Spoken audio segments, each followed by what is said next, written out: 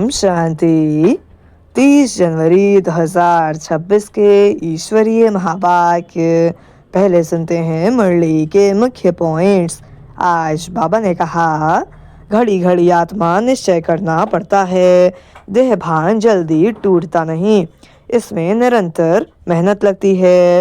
Next point, Shri Krishna यहाँ नहीं है, यह तुम जानते हो। संगम युग पर सिर्फ शिव बाबा आते हैं, यही सबसे बड़ा रहस्य है। शिव बाबा पूरे चक्र में एक बार आते हैं, यह पुरुषोत्तम संगम युग है, यही मनुष्य उत्तम बनते हैं।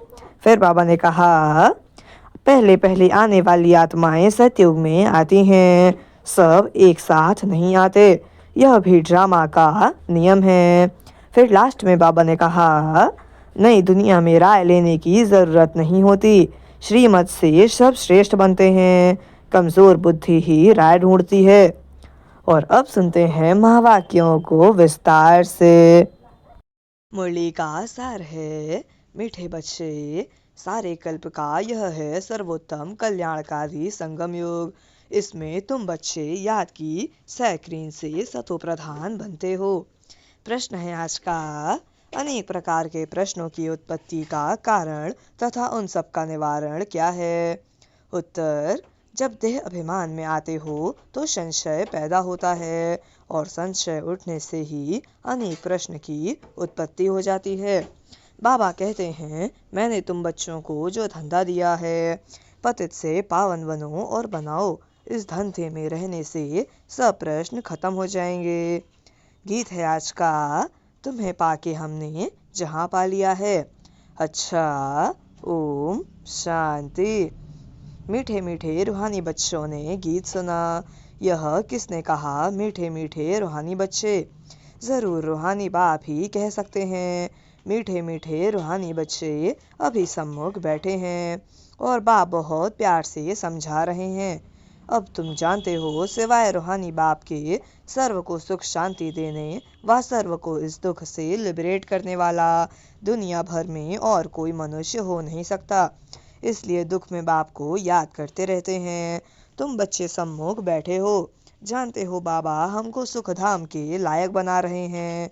सदा सुख धाम का मालिक बनाने वाले बाप के सम्मुख आए हैं। अभी समझते हो, सम्मुख सुनने और दूर रहकर सुनने में बहुत फर्क है। मधुबन में सम्मुख आते हो, मधुबन मशहूर है। मधुबन में उन्होंने श्री कृष्ण का चित्र दिखाया है, परंतु श्री कृष्ण तो है नहीं। तुम बच्चे जानते हो, यहाँ तो घड़ी घड़ी अपने को आत्मा निश्चय करना है, इसमें मेहनत लगती है। मैं आत्मा बाप से वर्षा ले रही हूँ। बाप एक ही समय आते हैं सारे चक्र में। यह कल्प का सुहावना संगम युग है, इसका नाम रखा है पुरुषोत्तम। यही संगम युग है जिसमें सभी मनुष्य मात्र उत्तम बनते हैं। अभी तो सभी मनुष्य मात्र की आत्माएं तमो प्रधान हैं, सो फिर सतो प्रधान बनती हैं। सतो प्रधान है तो उत्तम है, तमो प्रधान होने से मनुष्य भी कनिष्ठ बनते हैं। तो अब बाप आत्माओं को सम्मुख बैठ समझाते हैं। सारा पाठ आत्मा ही बजाती है, न कि शरीर। तुम्हारी बुद्धि में आ गया है कि हम आत्मा असल में निराकारी दुनिया व शांति धाम में रहने वाले हैं। यह किसको भी पता नहीं है, न खुद समझा सकते हैं। तुम्हारी बुद्धि का अब ताला खुला है। तुम समझते हो बरोबर आत्माएं परम धाम में रहती हैं। वह है इनकॉर्पोरियल वर्ल्ड, यह है कॉर्पोरियल वर्ल्ड। यहाँ हम सब आत्माएं एक्टर्स पाठधारी हैं। पहले पहले हम पहाड़ बजाने आते हैं, फिर नंबरवार आते जाते हैं। सभी एक्टर्स इकट्ठे नहीं आ जाते, भिन्न भिन्न प्रकार के एक्टर्स आते जाते हैं। सब इकट्ठे तब होते जब नाटक पूरा होता है। अभी तुमको पहचान मिली है। हम आत्मा असुल शांति धाम की रहवासी हैं। यहाँ आते हैं पाठ बजाने। बाप सारा समय पाठ बजाने नहीं आते हैं। हम ही पाठ बजाते बजाते सतो प्रधान से तमो प्रधान बन जाते हैं। अभी तुम बच्चों को सम्मुख सुनने से बड़ा मज़ा आता है। इतना मज़ा मुरली पढ़ने से नहीं आता। यहाँ सम्मुख हो ना। तुम बच्चे समझते हो कि भारत गॉड गॉडेस का स्थान था, अभी नहीं है। चित्र देखते हो, था ज़रूर। हम वहाँ के रहवासी थे। पहले पहले हम देवता थे। अपने पाठ को तो याद करेंगे कि भूल जाएंगे। बाप कहते हैं तुमने यहाँ यह पाठ बजाया, यह ड्रामा है। नई दुनिया सो फिर ज़रूर पुरानी दुनिया होती है। पहले पहले ऊपर से जो आत्माएं आती हैं वो गोल्डन एज में आती हैं। यह सब बातें अभी तुम्हारी बुद्धि में हैं। तुम विश्व के मालिक महाराजा महारानी थे। तुम्हारी राजधानी थी। अभी तो राजधानी है नहीं। अभी तुम सीख रहे हो हम राजाई कैसे चलाएंगे। वहाँ वजीर होते नहीं, राय देने वाले की दरकार नहीं। वह तो श्रीमत द्वारा श्रेष्ठ ते श्रेष्ठ बन जाते हैं। फिर इनको दूसरे कोई से राय लेने की दरकार नहीं है। अगर कोई से राय ले तो समझा जाएगा उनकी बुद्धि कमज़ोर है। अभी जो श्रीमत मिलती है वह सतयुग में भी कायम रहती है। अभी तुम समझते हो पहले पहले बरोबर इन देवी देवताओं का आधा कल्प राज्य था। अभी अब तुम्हारी आत्मा रिफ्रेश हो रही है। यह नॉलेज परमात्मा के सिवाय कोई भी दे न सके। अभी तुम बच्चों को देही अभिमानी बनना है। शांति धाम से आकर यहाँ तुम टॉकी बने हो। टॉकी होने बगैर कर्म हो न सके। यह बड़ी समझने की बातें हैं। जैसे बाप में सारा ज्ञान है वैसे तुम्हारी आत्मा में भी ज्ञान है। आत्मा कहती है हम एक शरीर छोड़ संस्कार अनुसार फिर दूसरा शरीर लेता हूँ। पुनर्जन्म भी ज़रूर होता है। आत्मा को जो भी पाठ मिला हुआ है वह बजाती रहती है। संस्कारों अनुसार दूसरा जन्म लेते रहते हैं। आत्मा की दिन प्रतिदिन प्योरिटी की डिग्री कम होती जाती है।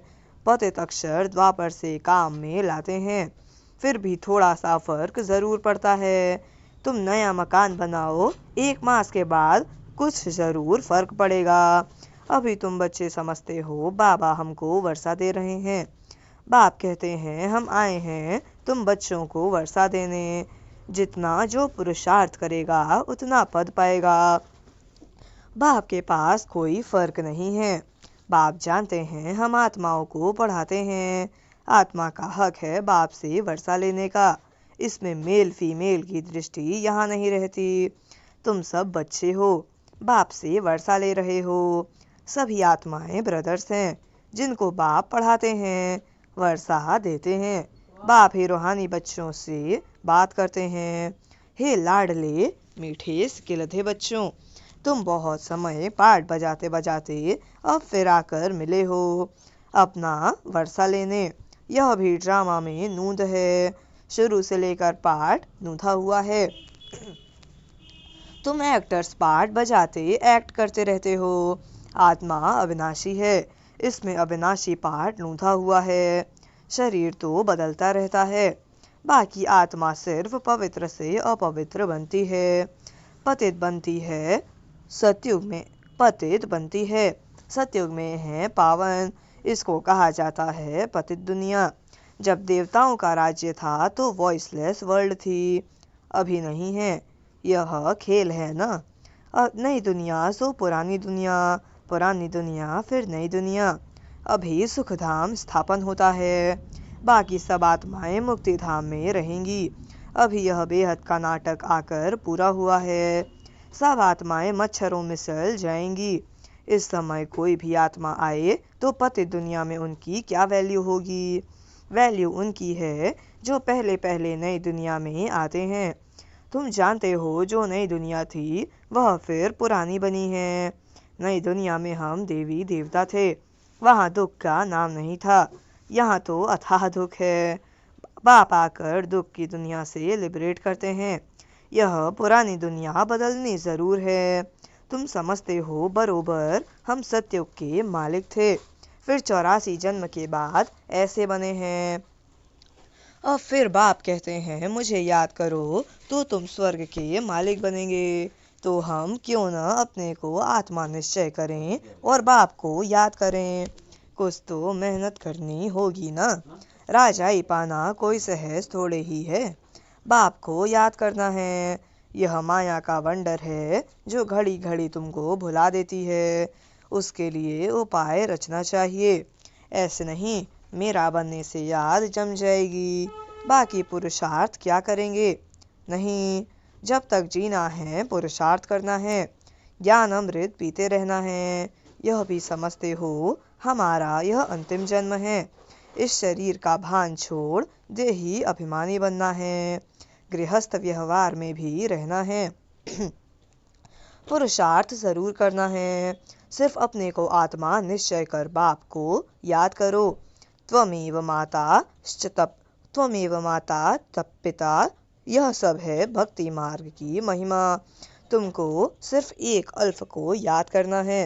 एक ही मीठी सैकरीन है और सब बातें छोड़ एक सैकरीन बाप को याद करो।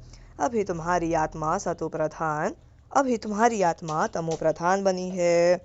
उनको सतो प्रधान बनाने के लिए याद की यात्रा में रहो। सबको यही बताओ, बाप से सुख का वर्षा लो। सुख होता ही है सतयुग में। सुख धाम स्थापन करने वाला बाबा है। बाप को याद करना है बहुत सहज, परंतु माया का ओपोजिशन बहुत है। इसलिए कोशिश कर मुझ बाप को याद करो तो खाद निकल जाएगी। सेकंड में जीवन मुक्ति गाया जाता है। हम आत्मा रूहानी बाप के बच्चे हैं, वहाँ के रहने वाले हैं। फिर हमको अपना पार्ट रिपीट करना है। इस ड्रामा के अंदर सबसे जास्ती हमारा पार्ट है। सुख भी सबसे जास्ती हमको मिलेगा। बाप कहते हैं तुम्हारा देवी देवता धर्म बहुत सुख देने वाला है और बाकी सब शांति धाम में ऑटोमेटिकली चले जाएंगे। हिसाब किताब चुत्तू कर, जास्ती विस्तार में हम क्यों जाएं। बाप आते ही हैं सबको वापस ले जाने। मच्छरों सदृश सबको ले जाते हैं। सतयुग में बहुत थोड़े होते हैं। यह सारी ड्रामा में नूंद है। शरीर खत्म हो जाएगी शरीर खत्म हो जाएंगे। आत्मा जो अविनाशी है वह हिसाब किताब चुत्तू कर चली जाएगी। ऐसे नहीं कि आत्मा आग में पड़ने से पवित्र होगी। आत्मा को याद रूपी योग अग्नि से ही पवित्र रहना होगा। योग की अग्नि है यह। उन्होंने फिर नाटक बैठ बनाए हैं। सीता आग से पार हुई। आग से कोई थोड़े ही पावन होता है। बाप समझाते हैं तुम सब सीताएं इस समय पतित हो, रावण के राज्य में हो। अब एक बाप की याद से तुमको पावन बनना है। राम एक ही है। अग्नि अक्षर सुनने से समझते हैं। आग से पार हुई, कहाँ योग अग्नि, कहाँ वह। आत्मा परमपिता परमात्मा से योग रखने से ही पतित से पावन होगी। रात दिन का फर्क है। हेल में सब सीताएं रावण की जेल में शोक वाटिका में हैं। यहाँ का सुख तो काग विष्टा के समान है, भेंट की जाती है। स्वर्ग के सुख तो अथाह हैं। तुम आत्माओं की अभी शिव साजन के साथ सगाई हुई है, तो आत्मा फीमेल हुई ना। शिव बाबा कहते हैं सिर्फ मुझे याद करो तो तुम पावन बन जाएंगे। शांति धाम जाए फिर सुख धाम में आ जाएंगे। तो बच्चों को ज्ञान रत्नों से झोली भरनी चाहिए। कोई भी प्रकार का संशय नहीं ले आना चाहिए। देह अभिमान में आने से फिर अनेक प्रकार के प्रश्न उठते हैं। फिर बाप जो धंधा देते हैं वह करते नहीं हैं।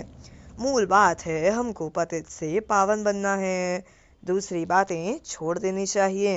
राजधानी की जैसे रस्म रिवाज होगी वह चलेगी। जैसे महल बनाए होंगे वैसे बनाएंगे। मूल बात है पवित्र बनने की। बुलाते भी हैं हे पतित पावन, पावन बनने से सुखी बन जाएंगे। सबसे पावन हैं देवी देवताएं। अभी तुम 21 जन्म के लिए सर्वोत्तम पावन बनते हो। उसको कहा जाता है संपूर्ण निर्विकारी पावन। तो बाप जो श्रीमत देते हैं उस पर चलना चाहिए। कोई भी संकल्प उठाने की दरकार नहीं। पहले हम पतित से पावन तो बने। पुकारते भी हैं हे पतित पावन, परंतु समझते कुछ भी नहीं। यह भी नहीं जानते पतित पावन कौन है। यह है पतित दुनिया। वह है पावन दुनिया। मुख्य बात है ही पावन बनने की। पावन कौन मनाएंगे, यह कुछ भी पता नहीं। पतित पावन कह बुलाते हैं, परंतु बोलो तुम पतित हो तो बिगड़ पड़ेंगे। अपने को विकारी कोई भी समझते नहीं। कहते हैं गृहस्थी में तो सब थे, राधे कृष्ण लक्ष्मी नारायण को भी बच्चे थे न। लेकिन वहाँ योग बल से बच्चे पैदा होते हैं, यह भूल गए हैं। उनको वॉइसलेस वर्ल्ड स्वर्ग कहा जाता है। वह है शिवालय। बाप कहते हैं पतित दुनिया में एक भी पावन नहीं। यह बाप तो बाप, टीचर और सदगुरु है, जो सबको सदगति देते हैं। वह तो एक गुरु चला गया तो फिर बच्चे को गद्दी देंगे। अब वह कैसे सदगति में ले जाएंगे। सर्व का सदगति दाता है ही एक। सतयुग में सिर्फ देवी देवता होते हैं, बाकी इतनी सब आत्माएं शांति धाम में चली जाएंगी। रावण राज्य से छूट जाते हैं। बाप सबको पवित्र बनाकर ले जाते हैं। पावन से फिर फट से कोई पतित नहीं बनते हैं, नंबर भार उतरते हैं। सतो प्रधान से सतो रजो, तमो तुम्हारी बुद्धि में 84 जन्मों का चक्र बैठा है। तुम जैसे अब लाइट हाउस हो, ज्ञान से इस चक्र को जान गए हो कि यह चक्र कैसे फिरता है। अभी तुम बच्चों को और सबको रास्ता बताना है। सब नैयाए हैं, तुम पायलट हो, रास्ता बताने वाले। सबको बोलो आप शांति धाम सुख धाम को याद करो, कलयुग दुख धाम को भूल जाओ। अच्छा, मीठे मीठे सिकिलधे बच्चों प्रति माता पिता बाप दादा का याद प्यार और गुड मॉर्निंग। रूहानी बाप की रूहानी बच्चों को नमस्ते। हम रूहानी बच्चों की रूहानी माता पिता बाप दादा को याद प्यार और गुड मॉर्निंग। नमस्ते नमस्ते नमस्ते। शुक्रिया बाबा, शुक्रिया। धारणा के लिए मुख्य सार। पहली पॉइंट, जब तक जीना है ज्ञान अमृत पीते रहना है। अपनी झोली ज्ञान रत्नों से भरनी है। संशय में आकर कोई प्रश्न नहीं उठाने हैं। दूसरी पॉइंट, योग अग्नि से आत्मा रूपी सीता को पावन बनाना है। किसी बात के विस्तार में जास्ती न जाकर देही अभिमानी बनने की मेहनत करनी है। शांति धाम और सुख धाम को याद करना है।